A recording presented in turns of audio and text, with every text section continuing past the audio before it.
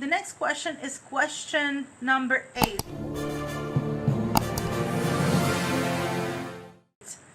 Tammy is asking, what is retail ready?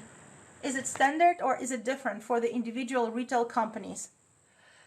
Well, as far as I understand, retail ready is used regarding presentation of your product.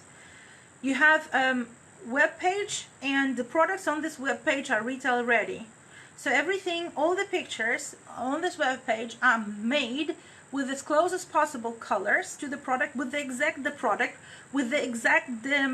fabrics used for this product, so that when client looks at your pictures, they see exactly the product that they will get when they purchase it.